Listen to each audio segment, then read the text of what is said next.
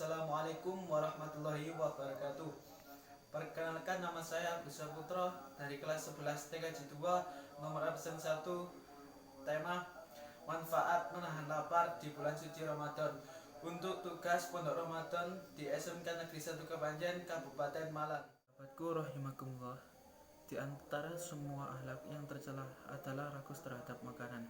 Sebab perut yang dipenuhi makanan merupakan sumber syahwat dan dari sanalah seks berasal.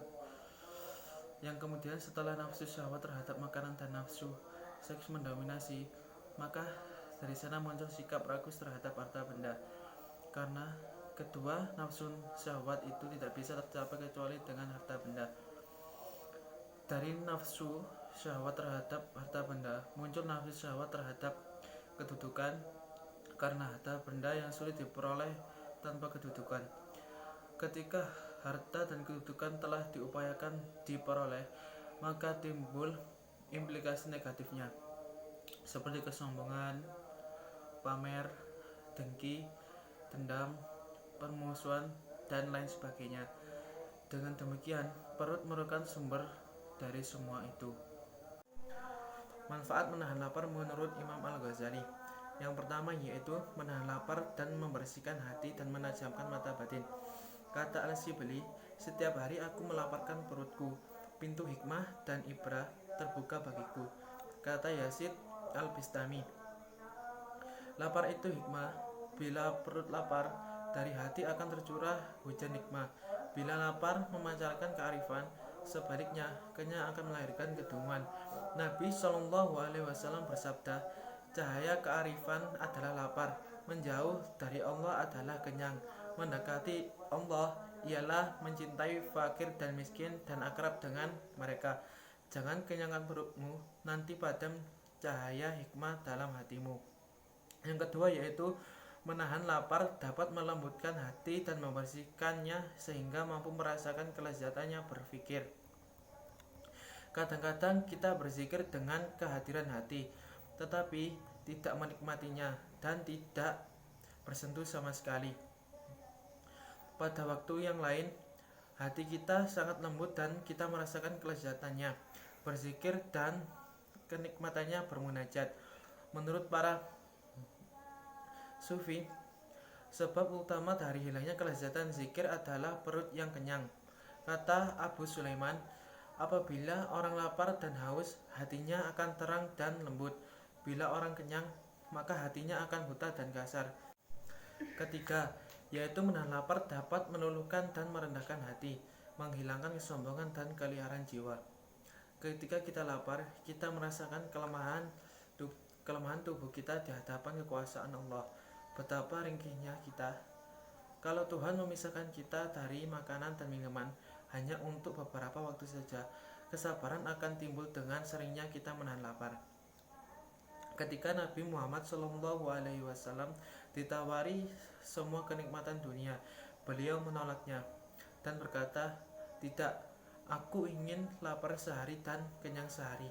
Pada waktu lapar aku bisa bersabar dan merendahkan diriku. Pada waktu kenyang aku bisa bersyukur. Yang keempat, yaitu menahan lapar dan mengingatkan kita pada ujian dan azab Allah. Ketika orang kenyang, ia tidak ingat pedihnya kelaparan dan kehausan. Seorang yang arif akan mengenang derita, lapar dan haus pada hari akhirat atau pada waktu sakaratul maut, ketika ia merasa lapar dan haus dunia ini. Orang yang selalu kenyang dan sehat tidak akan merasakan pedihnya hari kiamat. Karena itu berkurang dan bisa hilang keyakinannya pada hari akhirat. Begitu pula orang yang tidak pernah lapar dan lupa pada sebagian masyarakat diuji Tuhan dengan kelaparan. Ia akan kehilangan imannya ketika ia tidur kenyang sementara tetangganya kelaparan di sampingnya. Ketika Nabi Yusuf alaihissalam menjadi menteri logistik, dia membiasakan puasa setiap hari. Orang bertanya kepadanya, mengapa Anda lapar padahal perbendaharaan bumi di tangan Anda? Yusuf alaihissalam menjawab, aku takut kenyang dan melupakan orang yang lapar. Yang kelima yaitu menahan lapar dapat mematikan keinginan untuk berbuat maksiat dan menguasai nafsu amanah atau diri yang memerintahkan keburukan.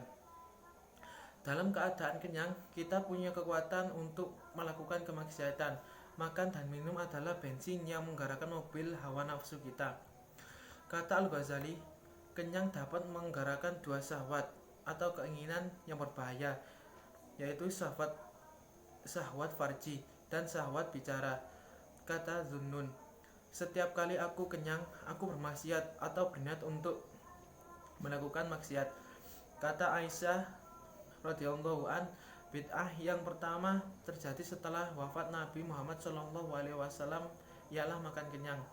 Keenam yaitu menahan lapar dan mengurangi tidur dan membiasakan bangun. Orang yang banyak makan pasti banyak juga tidurnya.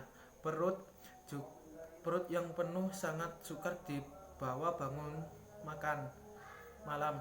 Dahulu, kalau para guru sufi menyajikan makanan untuk para muridnya, mereka berkata, janganlah makan banyak, nanti tidur kamu banyak dan kau juga rugi banyak. Jangan berikan ilmu kepada perut-perut yang kenyang, karena mereka akan mengubahnya menjadi mimpi, dan berikan sajadah mereka, karena mereka akan mengubahnya menjadi kasur. Jangan berikan pekerjaan penting kepada mereka, karena mereka akan melalaikannya.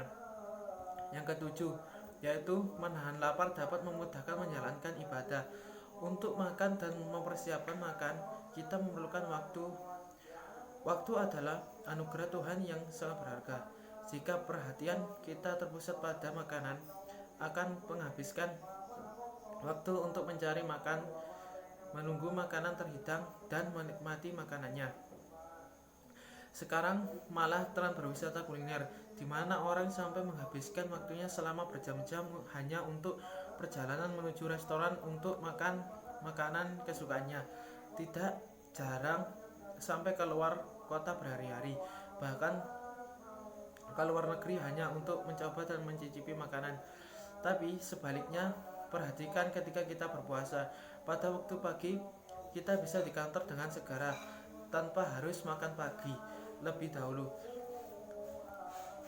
Pada waktu istirahat di tengah hari, kita bisa melanjutkan kerja, mengikuti pengajian perkantoran, atau membaca Al-Quran, karena kita tidak keluar untuk makan siang. Abu Sulaiman Al-Darani berkata, dalam keadaan kenyang, masuk ke dalam diri kita 6 penyakit, yaitu yang pertama, hilangnya kelezatan munajat. Yang kedua, yaitu berkurangnya kemampuan menyimpan hikmah. Ketiga, memudarnya empati pada penderitaan rakyat. Yang keempat, beratnya tubuh untuk melakukan ibadah. Dan yang kelima, bertambahnya gelora syahwat. Dan yang terakhir yaitu ketika kaum mukmin bolak-balik ke masjid, mereka yang kenyang dan bolak-balik ke toilet. Barakallahu walakum wa syukran, dan terima kasih, semoga bermanfaat bagi kita semua. Billahi taufik wal hidayah. Wassalamualaikum warahmatullahi wabarakatuh.